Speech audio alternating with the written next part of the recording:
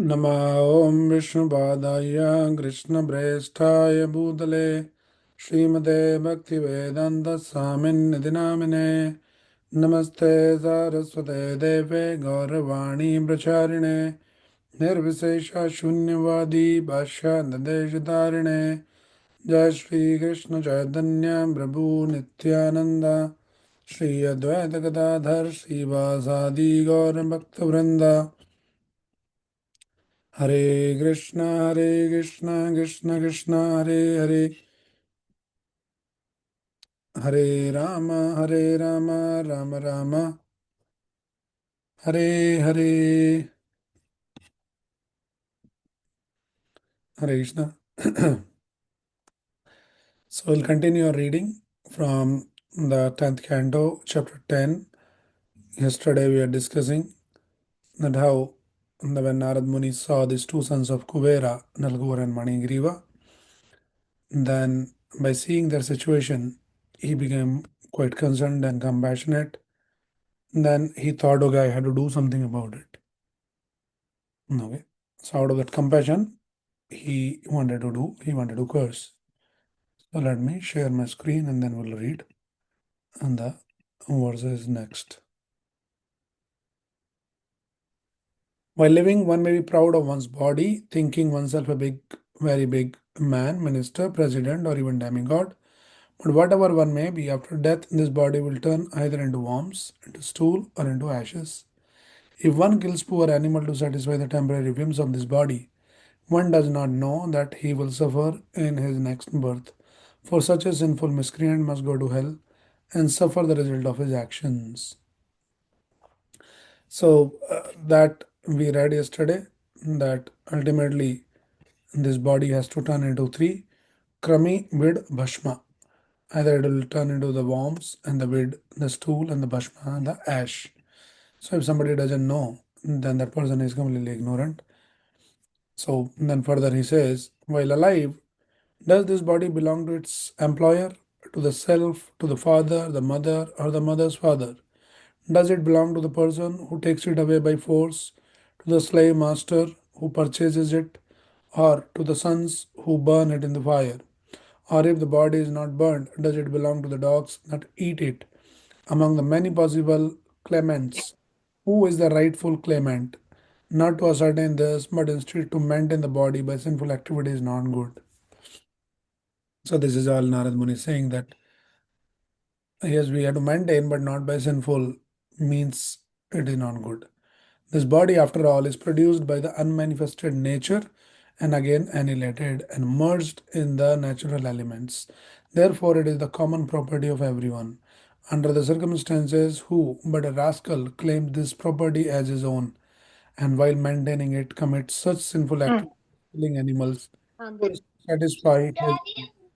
Unless one is a rascal, one cannot commit such sinful activities. So, this is the understanding that here Narada is bringing, which is basically saying that there's so much of this maintaining the body, and then people go to any extent is not good by all kind of sinful means, and like that one should not try to do all this. It is not good. Sorry. Something.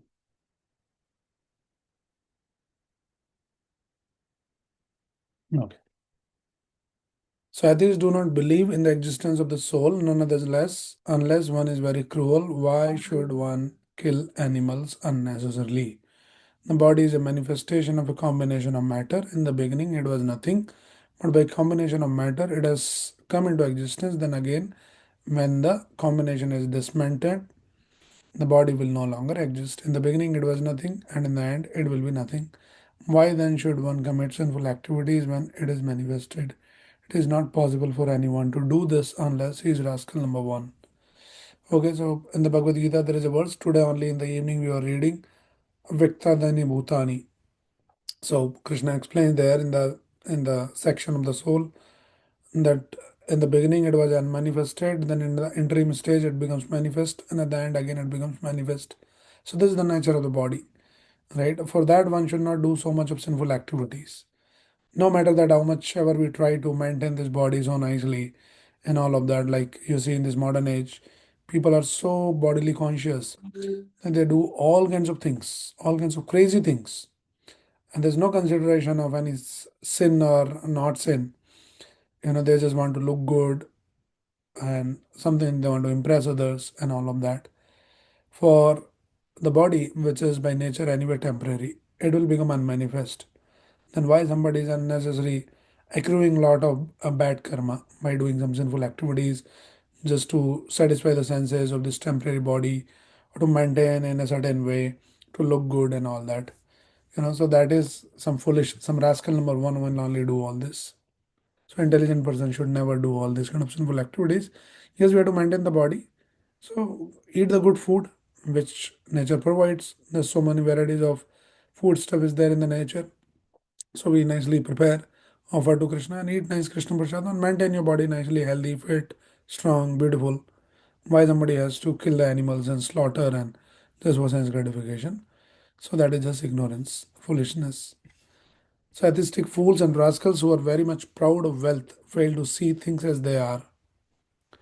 Therefore, returning them to poverty is the proper ointment for their eyes, so they may see things as they are. At least a poverty-stricken man can realize how painful poverty is, and therefore he will not want others to be in a painful condition like his own. So this is the law of nature, a very important verse. So how Narad Muni is thinking when them people, when they get a lot of wealth and possessions and they become so puffed up, they become so proud that they forget. Then what is the solution? What is the remedy for them? The remedy is to again put them into that poverty stricken stage. Right? If somebody become very blinded because of their material achievements and accumulation, then again by nature's arrangement they are sent back to this poverty again. And then they start to realize something.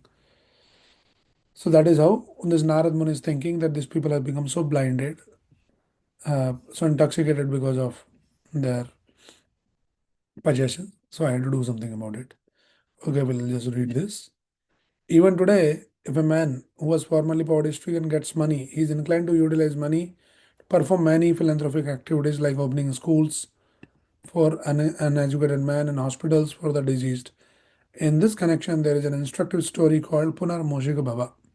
Again become a mouse. A mouse was very much harassed by a cat, and therefore the mouse approached a saintly person to request to become a cat.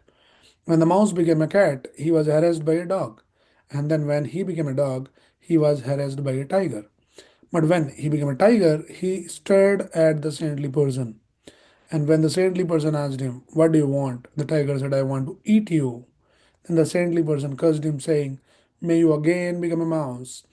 A similar thing is going on all over the universe when it's going up and down, sometimes becoming a mouse, sometimes a tiger, and so on. Sri Chaitanya Mahaprabhu said, Brahmand Brahmide Kaun Bhagavana Jeev Guru Krishna Prasade Bhai Bhakti Lata Beej. The living entities are promoted and degraded by the laws of nature. But if one is very, very fortunate by association with saintly persons, he gets the seed of devotional service and his life becomes successful. Narad Muni wanted to bring Nalkuvara and Manigriva to the platform of devotional service through poverty, and thus he cursed them. Such is the mercy of a Vaishnava. Unless one is brought to the Vaishnava platform, one cannot be a good man. Haro abhaktash kuto mahadgunan Bhagavatam 5:18-12. And a Vaishnava never becomes a good man. However, severely he is punished. Since these are all very deep concepts, now what is more important in life? The more important thing is how we can become a devotee of the Lord.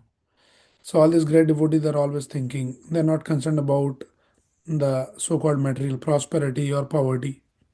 They're only concerned about how a jiva, a soul, can be connected to Krishna.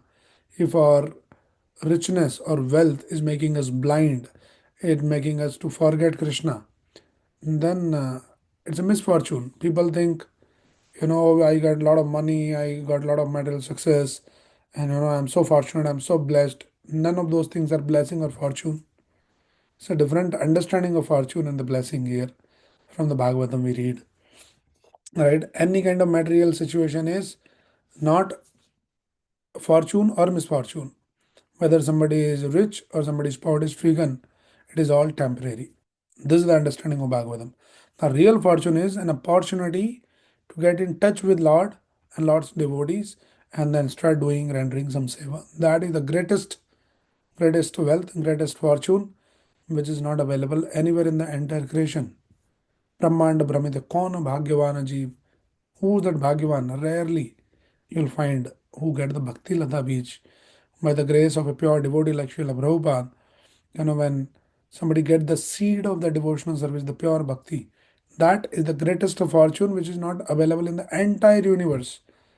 Despite Krata Punya Punjaha, if somebody has done so much of Punya Karma, many lifetimes, still that person is not qualified to get that Bhakti Lata. He might get a lot of material opulence based on his pious credits, but that is not considered again as the great fortune. The real fortune is the Bhakti Lata Beach, which is rarely available. And so Narad Muni is thinking that these two boys, they have become so intoxicated, they become so blinded because of their possessions, because of their wealth. So the solution is they had to come back to the poverty stage. Then probably they will be more conscious.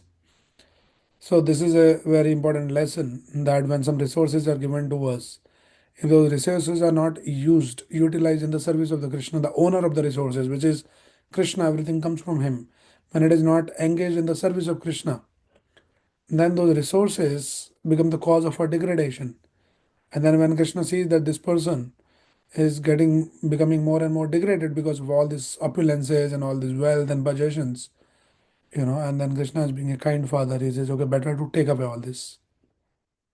Sometimes you give something to the child and child try to hit himself or hurt himself. Like you give like some object to the child. Hey, okay, you play with it, enjoy. But the child, out of ignorant child, he start hitting himself on the head and hurt himself. Then what the parents will do? They immediately take away from his hand. The child may cry. Say, okay, you just keep crying. I don't care. I can't see you this kind of hurting yourself. So in the same way, Krishna is being a kind father, compassionate father, loving father. He has given us some resources so that we can live happily, in harmony with the Supreme Lord by serving the Supreme Lord, in this life and the next life, Parabhava also. So that was the whole idea. But when we start acting like an ignorant child and we start utilizing the things and resources, the opulences and the possessions and the wealth in a way which cause the degradation by indulging in some kind of sinful activities, then Krishna will say, okay, what to do? Finally, he will say, okay, let me take away everything. So we should not kind of try to create that situation for Krishna where Krishna decides, okay, take away everything. Krishna is ready to give us whatever we need, more than what we can even think. If Krishna feel confident that if I give him, he will engage all these resources in my seva, and through that seva, he'll get more and more connected with me. Right? That confidence is there in Krishna, then he can make us the king of the world. But if we are not ready, or we are state of consciousness is not that, and we want to do sense gratification as soon as we get something, Krishna will not give us only. Or if he gives, he will take away. So Narad Muni is contemplating like this, that probably, I should take away all of this, and then probably they can come to the Vaishnava platform like that. So by seeing their faces, one whose body has been pricked by the pins can understand the pain of others who are pinpricked. Realizing that this pain is the same for everyone, he does not want others to suffer in this way. But one who has never been pricked by pins cannot understand this pain. So now Narad Muni is thinking that they has to go through some experience. Probably they're not understanding because they have never experienced that. So probably they had to experience so that they come to their senses. There is a saying, the happiness of wealth is enjoyable by a person who has tasted the distress of poverty. There is also another common saying, Mandya ki bhujibe prasava vedana. Okay. Mandya, bandh. So a woman who has not given birth to a child cannot understand the pain of childbirth. Ki bhujibe prasava vedana. Prasava vedana means the the labor, that delivery, the pain of the childbirth. So one who is bandhya means one who cannot give birth, they will never understand what is the pain of the delivery. Unless one comes to the platform of actual experience, one cannot realize what is pain and what is happiness in this material world. The laws of nature act accordingly. If one has killed an animal, one must himself be killed by the same animal. This is called mamsa. Mam means me, sa means he. As I'm eating an animal, that animal will have the opportunity to eat me. In every state, therefore, it is ordinarily the custom that if a person commits murder, he is hanged. See, this is how it is. These laws of nature, they are not very simple and straight. Sort of ignorance people, think that we can do whatever uh, we want to do and then we can, escape. But the laws of nature are very, very complex. Karmana gehano gati. The karma will find us. The one analogy is given in the Mahabharata or somewhere in the scriptures that our karma will find, like in the whole, what do you say, the crowd or the group of cows, the thousands of cows. The mother cow, they have that ability that they can find their own calf among thousands of cows. They have that ability. So this analogy is used to explain that how our karma will find us anywhere in the world. So it comes back. So this is what it is. So one should be very, very careful. One should be very, very responsible. What we do in our life, we cannot just philosophize that, whatever you like, you do. It doesn't work like that. We have to follow, abide by the scriptural injunctions and do the right things so that we remain protected like that.